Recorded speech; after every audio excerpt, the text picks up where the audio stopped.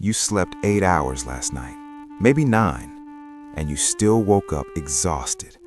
Not the kind of tired that goes away after coffee, not the kind that a weekend fixes. It's the kind that lives behind your eyes, the kind that makes getting out of bed feel like climbing a mountain you never agreed to climb.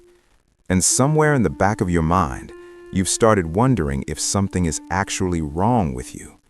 Nothing is wrong with you, but something is happening to you, and nobody's talking about it honestly. Picture a Tuesday morning. Your alarm goes off at 7. You already know what the day looks like before it starts. First period, then second, then lunch, where you sit there physically present but mentally somewhere else entirely. Maybe you're thinking about the paper due Thursday. Maybe you're calculating what grade you need on the next exam to keep your GPA above a 3.5.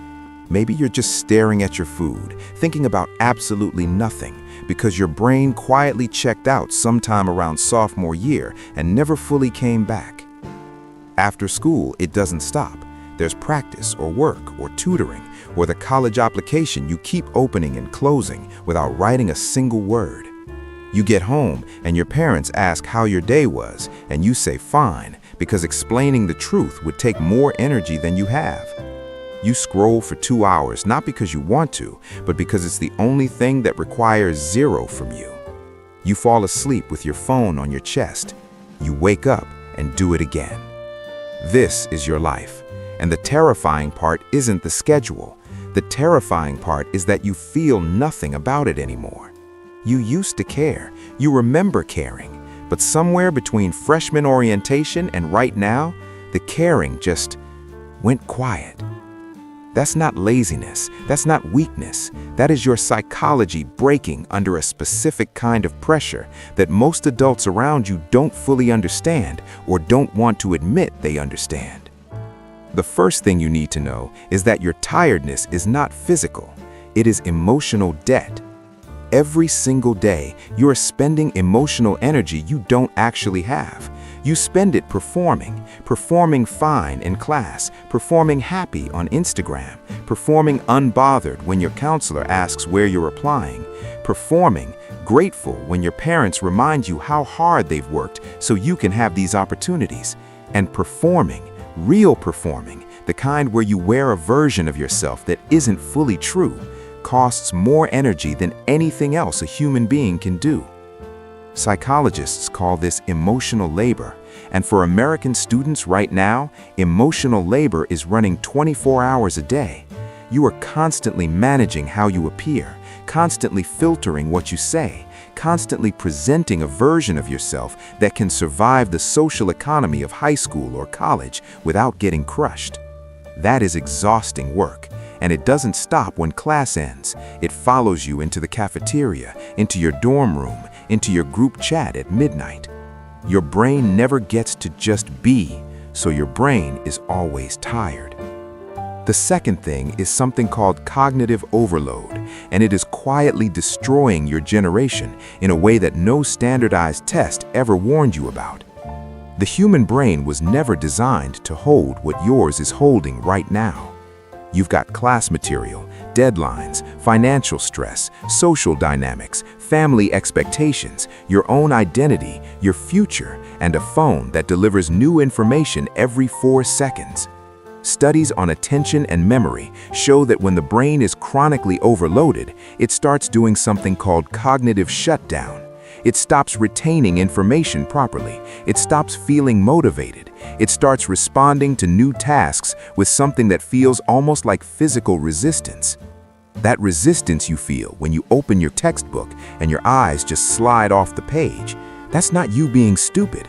That's your brain protecting itself from one more thing it doesn't have room for. And here's the part that should make you angry. The system you're living inside was not built with your brain's limits in mind. It was built for output, GPA, test scores, college acceptance rates, AP credits, resume lines. Nobody in that system built in a recovery period. Nobody built in silence. Nobody built in the space a young brain actually needs to process, to feel, to rest. They just kept adding more, and then they called you burnt out, like it was your fault. The third thing is the loneliness of high achievement, and it is one of the most misunderstood kinds of pain.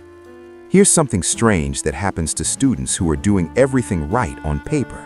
The higher you perform, the more isolated you become, because performance becomes your identity, and when your identity is your performance, you can never fully let anyone see you struggling. You can't tell your study group you're falling apart. You can't tell your parents you don't actually want the future they've mapped out for you. You can't even post honestly on social media because your feed is already a highlight reel that people expect you to maintain. So you carry it alone. And carrying things alone is one of the fastest ways to drain a human being completely empty. There's research on what's called high-functioning depression. It doesn't look like what you see in movies. It doesn't look like someone who can't get out of bed. It looks like someone with a 3.8 GPA who shows up to everything and laughs at the right moments and then sits in a parking lot for 20 minutes before they go inside because they just need one more minute before they have to perform again. Does that sound familiar?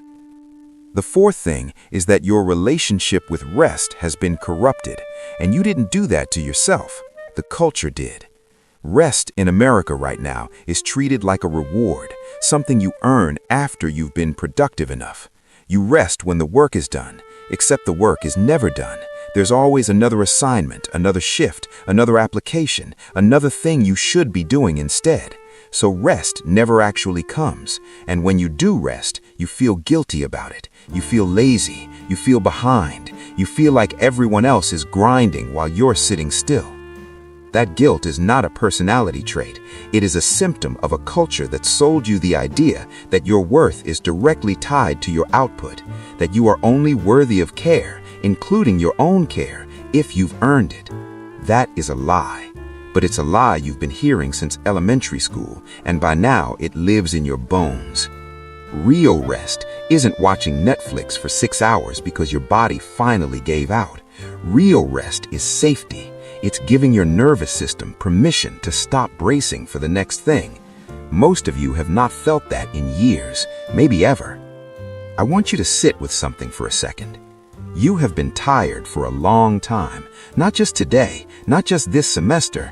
You've been running on low since before you can clearly remember, and you've been quietly convincing yourself that this is just how life feels, that adulthood is this, that everyone is this drained and nobody's talking about it, and maybe if you just get through this semester, this year, this application cycle, this degree, then you'll finally get to rest.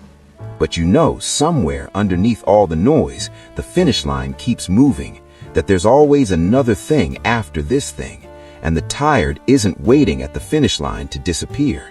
It's walking right next to you, step for step. That is not a life sentence. It is a signal. Your exhaustion is not a character flaw.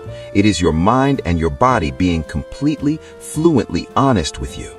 They are telling you that something in the structure of your days is unsustainable, that something you've been carrying was never yours to carry alone, that somewhere in the race to become who everyone needs you to be, you left yourself behind.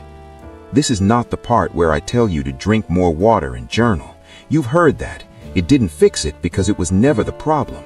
The real work, and I mean this with everything, is learning to stop treating your worth like a GPA. It's allowing yourself to be a person before you are a student. It's saying out loud to someone you trust that you're not okay, even if your grades say otherwise. It's going to therapy not because you're broken, but because you're human, and humans need support, and that's not a weakness, it's just biology. If your school has counseling services, use them. If you can't access therapy, start with honesty, real honesty, not the Instagram kind. Tell one person the truth. That's where it starts. You are not too tired to have a life. You are too tired to keep living this one the way it's currently built.